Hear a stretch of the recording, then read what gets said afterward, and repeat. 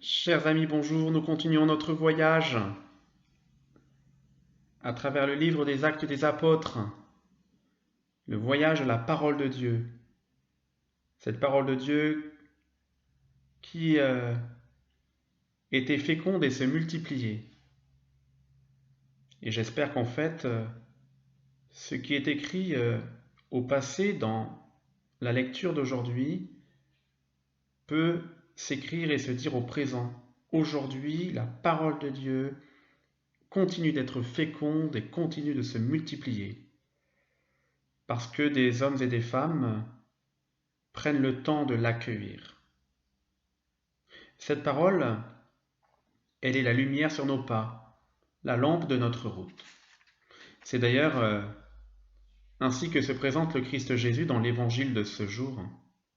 Moi, je suis la lumière. Je suis venu dans le monde pour que celui qui croit en moi ne demeure pas dans les ténèbres. Et donc nous avons sans cesse à ouvrir notre cœur. Oui Seigneur, viens m'éclairer.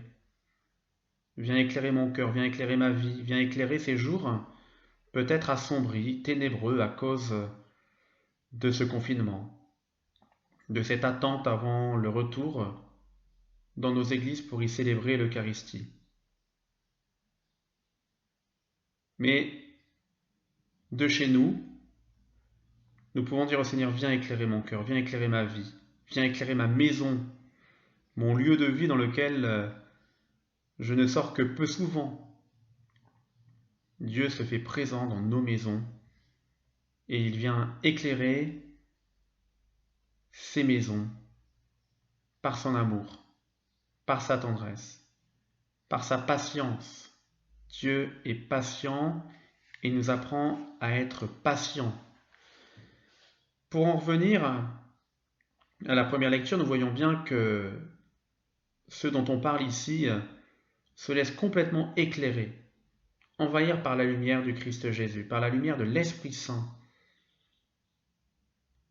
Barnabé et Saul restent un peu ces deux hommes choisis d'une manière toute particulière par Dieu pour annoncer l'Évangile.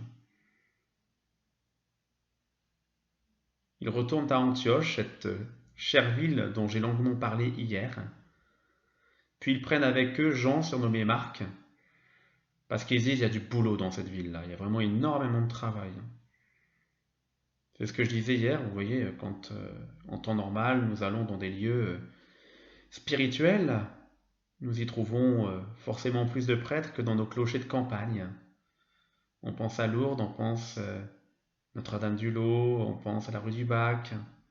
Ces lieux où l'on est presque sûr de trouver un prêtre à disposition, au service, au service de la vie spirituelle et des sacrements. D'où l'importance que nous rappellent d'ailleurs les évêques de France à, dès le 11 mai, être disponible dans les églises principales.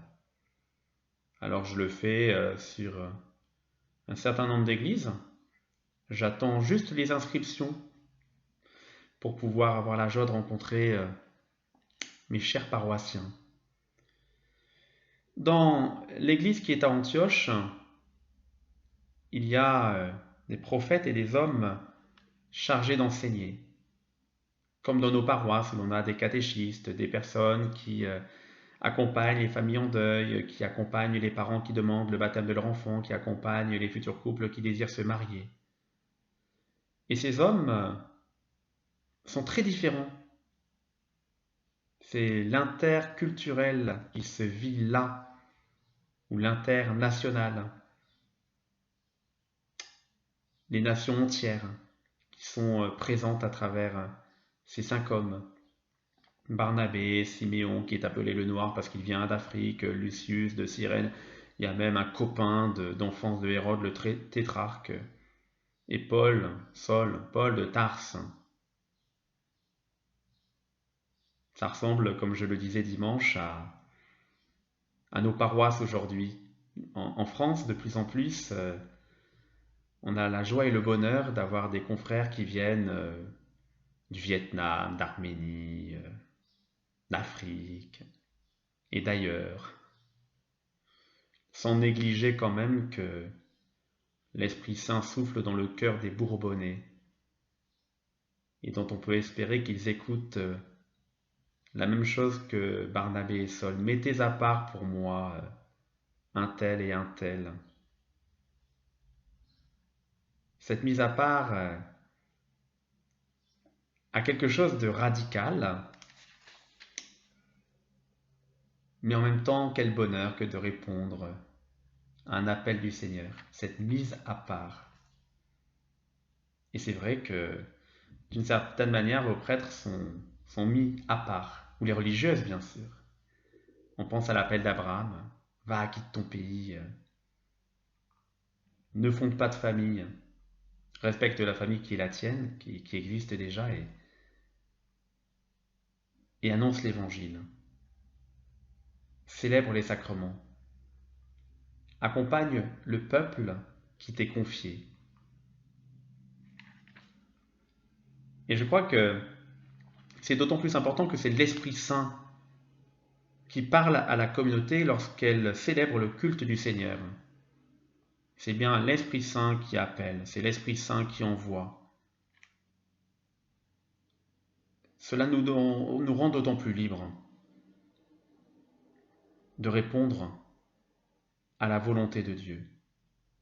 Et en pensant à cette phrase, mettez à part pour moi Barnabé et Saul en vue de l'œuvre à laquelle je les ai appelés, je pense toujours à cette magnifique phrase dans l'une des prières eucharistiques, je crois que c'est la 3 ou la 2.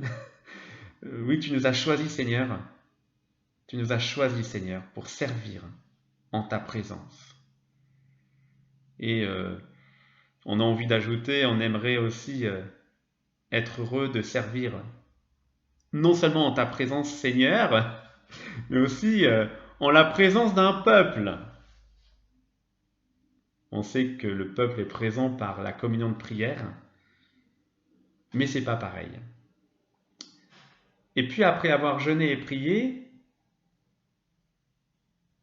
après leur avoir imposé les mains, qui est le symbole de la présence de l'Esprit Saint, du soutien, de l'accompagnement de l'Esprit Saint, on laisse partir Jean-Marc, Barnabé et Saul. C'est beau d'être ainsi envoyé par le Saint-Esprit. Et c'est important de se le rappeler. Envoyé par le Saint-Esprit. Non par une décision personnelle, mais envoyé par le Saint-Esprit. Ils vont descendre à Celle-le-Cy et de là, ils vont s'embarquer pour Chypre, arriver à Salamine, ils annoncent la parole de Dieu dans les synagogues des Juifs. D'abord les Juifs, après les autres éventuellement. La parole de Dieu continue ainsi son voyage. Et on voit, et on le sent à travers tout le livre des Actes des Apôtres, cette familiarité à l'Esprit Saint. Voilà, devenons familiers à l'Esprit Saint. Laissons-nous habiter par l'Esprit Saint. Invoquons l'Esprit Saint. Ne le laissons pas de côté. Ne le confinons pas. Accueillons-le vraiment. Faisons-lui confiance. Soyons attentifs à ce qu'il nous dit, à ce qu'il nous suggère. Face à une situation, face à des décisions à prendre, Esprit Saint, éclaire-moi. Éclaire-moi de la lumière du Christ. Et cela est essentiel que de vivre dans un tel état d'esprit spirituel. Face à des décisions que nous avons à prendre, nous ne sommes jamais seuls.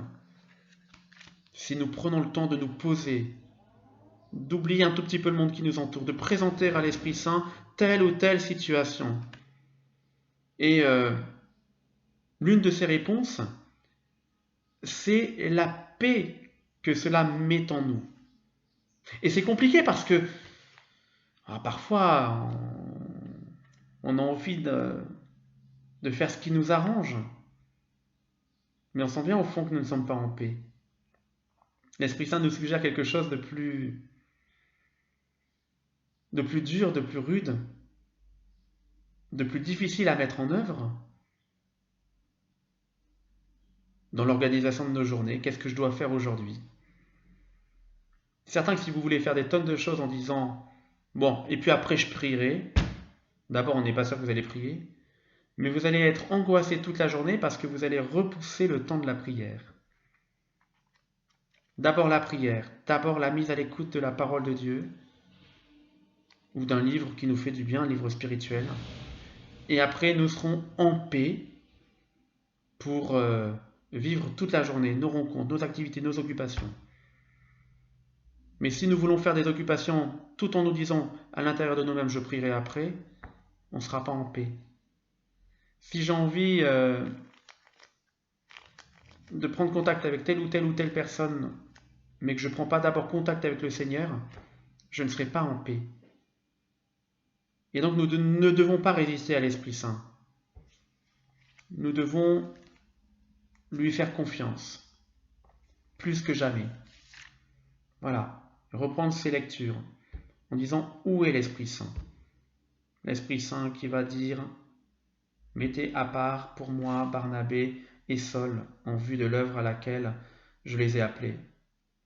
Et cette mise à part, elle concerne bien évidemment celles et ceux qui donnent toute leur vie pour le Seigneur, mais elle concerne aussi les chrétiens dans la mission qu'ils ont à accomplir. Je suis mis à part pour prendre le temps pour prendre du temps avec telle ou telle personne. C'est un temps où je ne ferai rien d'autre, mais je serai disponible aux personnes avec qui je vais parler à ce moment-là. C'est une mise à part. Et même nous sommes mis à part d'une certaine manière pour, lorsque l'heure reviendra, aller à la messe. Parce qu'effectivement, quand je vais à la messe, je ne fais rien d'autre à côté. Ce n'est pas le moment d'aller éplucher ses carottes, même si jadis, il paraît que dans un endroit de l'Allier, il y avait une personne comme ça, elle allait à la messe et elle épluchait les carottes au fond de l'église.